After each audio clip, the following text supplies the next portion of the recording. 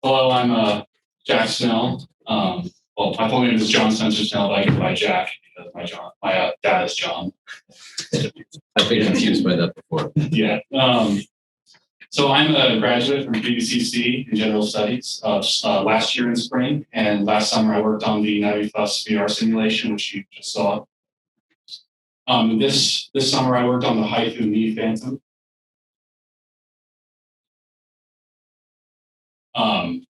So it's a synthetic knee that is 3D printed and molded using PLA and gel.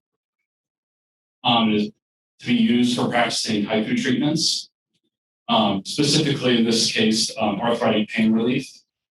The bones and mold for the gel are 3D printed, while the flesh is made from gel that's poured into the mold. The knee can be easily recreated if you need multiple or if you break one. So what is this for? So it's for educational purposes for practitioners and patients. It can also be used to test HIFU technology on a realistic body part. The knee phantom can be used prior to HIFU surgery to ensure accuracy.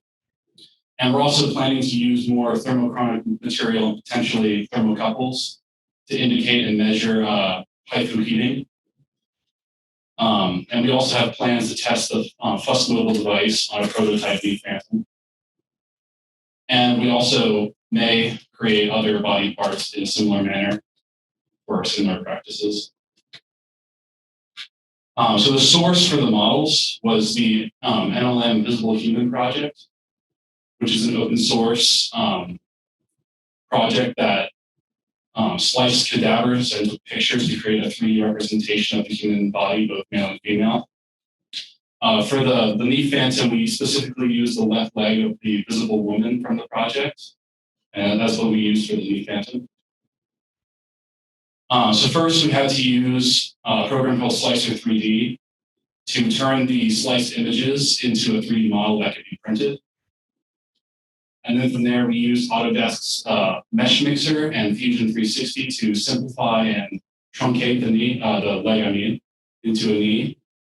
And then also add pegs and holes to the knee bones.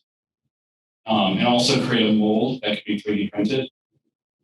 And the pegs and holes in the bones help ensure that the position and spacing between the bones are accurate during the gel molding process. And here's the finished prototype, which we actually have here today. So you can see on the top left, we have the bones that are 3D printed. It's not cake. Should be. The top middle is the mold for the gel. And on the top right, you can see the bones laid inside the mold. And then for this prototype, we used Knox gelatin.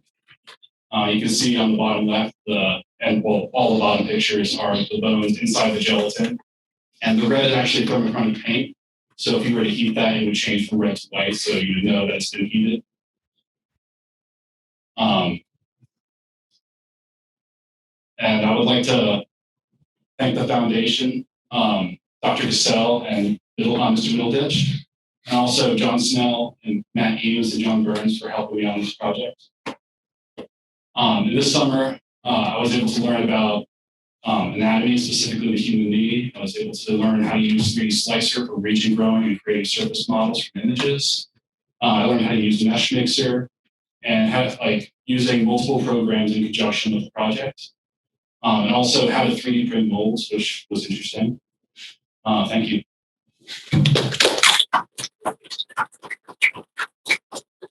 Thanks, Jack. Any questions from the audience? Can I touch the mold? Yeah, you can touch it. It's just gel. Yeah. Don't eat it. I wasn't planning on it. Non-carcinogenic.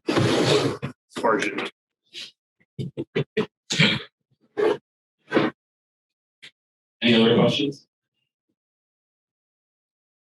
Thank you. Thanks, Jack.